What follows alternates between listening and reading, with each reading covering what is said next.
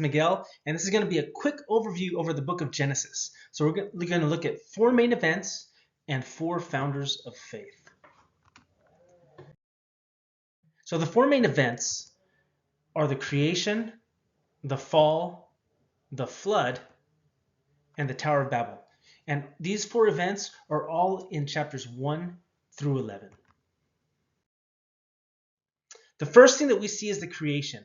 And in the creation, we see God forming and filling, right? The earth that he had made, he forms it and then he fills it. And then he creates the image of God, humanity, and they are formed to fill the earth, to multiply and reproduce, and also to be responsible on the earth.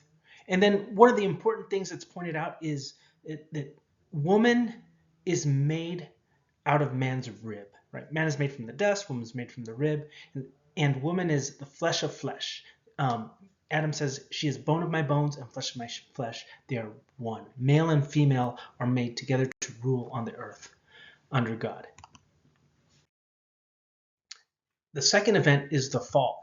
In the fall, we see the deception, right?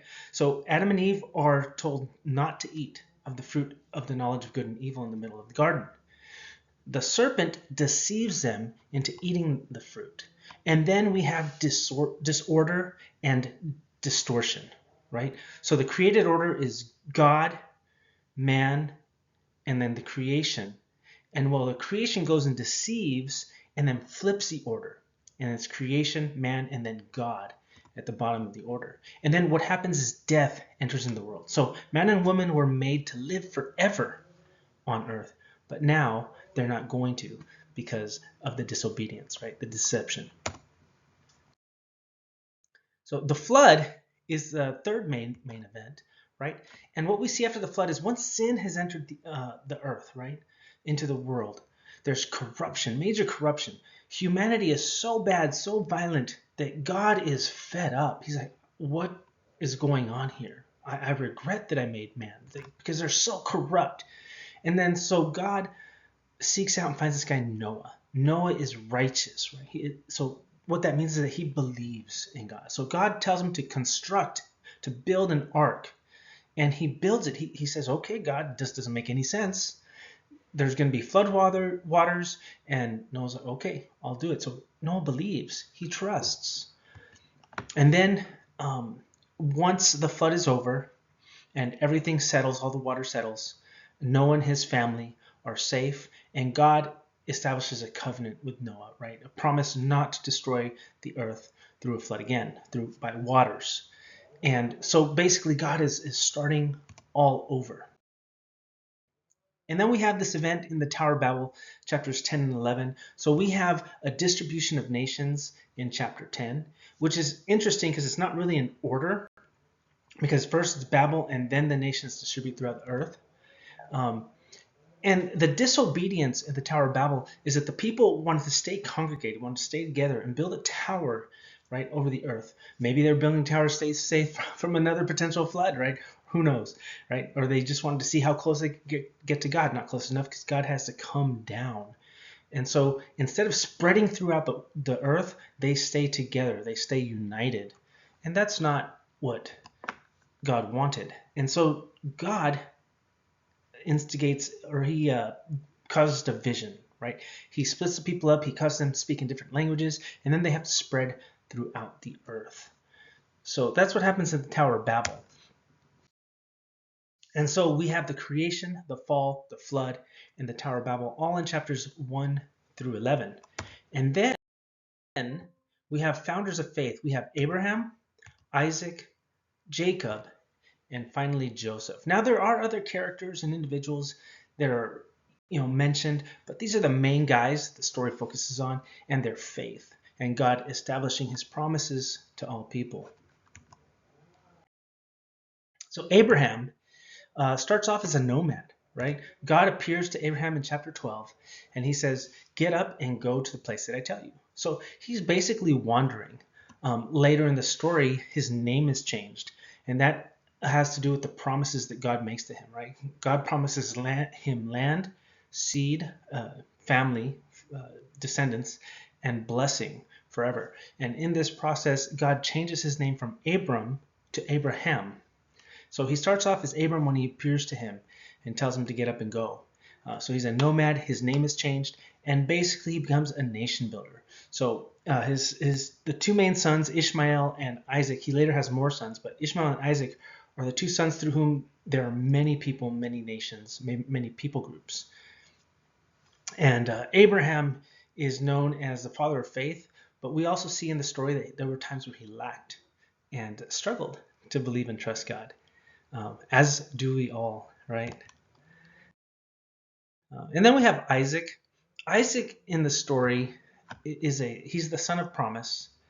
Um, he's the sacrificial son, and he is servant-hearted. So as the son of promise, God promised Abraham he would have a son through whom the blessings would continue for generations. Through, I guess, a lack of faith, Abraham has Ishmael and later has Isaac, the son of promise, with Sarah, his wife, who was barren for many years. And then Abraham is asked by God to sacrifice Isaac. That might be a story that most of us are more familiar with. So he goes, Abraham trusts God and said, well, I'm going to go sacrifice my son. God said this is the kid through whom many families and generations will follow. So that means God can bring him back to life. Abraham believes that even though he's being asked to sacrifice his son, God has the power to bring him back to life. And Isaac is also a servant-hearted young man, it seems. Through the process of being sacrificed, he didn't really, all he did was ask, hey, Dad, where's the sacrificial animal? And then Abraham says, God will provide. Isaac didn't seem to complain, or just, okay, Dad, I'm trusting. So Isaac was also a trusting, servant-hearted individual. And now we come up to Jacob, right? Jacob is one of the most controversial but fun characters. He was a twin. His twin brothers Esau, when they were born, Jacob was grabbing his heel, and that's what the name Jacob means. Yaakov means heel grabber. So there's a lot that happens with the twins. Jacob was the youngest. He came out second, and so he's kind of a trickster, right? He tricks his brother Esau into giving him the birthright and the blessing. So that's a really interesting story to unpack, which I'll do in a later video. And then Jacob has to run away, right? Because he tricks Esau. Esau's angry, wants to kill him, and when he returns, as he's returning to the land, he wrestles with an angel, right? He wrestles with God, the angel of the Lord, and his name is changed from Jacob to Isaac, or to Israel, right? So he's changed from Jacob to Israel, and as you know, Israel is a nation through whom Jacob had many sons, right? And we'll unpack that more. That'll be a lot of fun.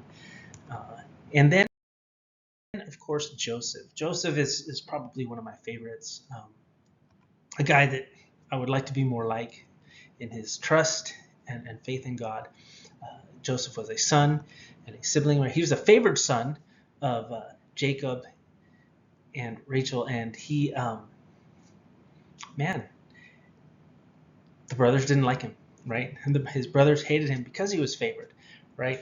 And so that leads to a problem that the brothers are so angry that they sell him into slavery.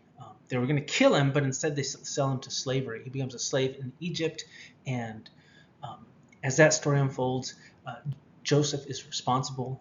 He takes care of what he needs to take care of as a slave, and he eventually becomes a steward, right? He becomes a steward in Potiphar's home. Then something crazy happens there, which we'll unpack. He gets accused of something he didn't do, and then down the road, Pharaoh talks to him, right? Joseph is a dreamer. He has dreams, and he can see the future. And so Pharaoh entrusts the nation of Egypt to Joseph, right? And so Joseph becomes a steward and then a sovereign.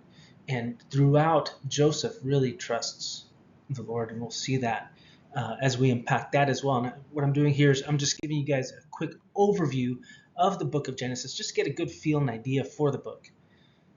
So what? We have all these things that I talked about very briefly.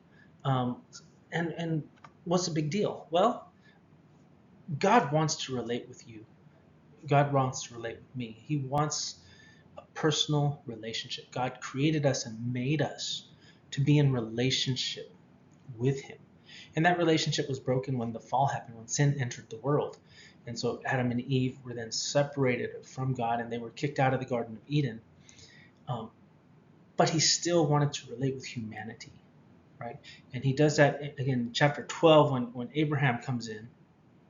Um, God tells him, get up and go, establishing this covenantal, this promise relationship. God makes promises to Abraham.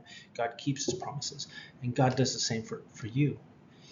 Um, God wants you to use your unique gifts and talents to help others. God has uniquely made you. He has uniquely made me. And sometimes we would rather waste time scrolling on the phone, um, binge watching shows, guilty as charged, right? But God wants me. He wants you to use your personal gifts for Him, for His glory, for His purposes, right? And God wants us to surrender in faith, believing that He does want the best for us. Even when I mess things up, even when you mess things up. And it's so easy to get caught up in the guilt and the regret. And it can last a while sometimes, but God still wants us to believe, to trust that He wants the best for us. And so Genesis sets the foundation of these four main events and these four people to show us that God wants us to believe and to trust in Him, right? Regardless of the messes that we make or the difficulties in life. And so hang in there if you're going through hard times, and we'll see you in the next video.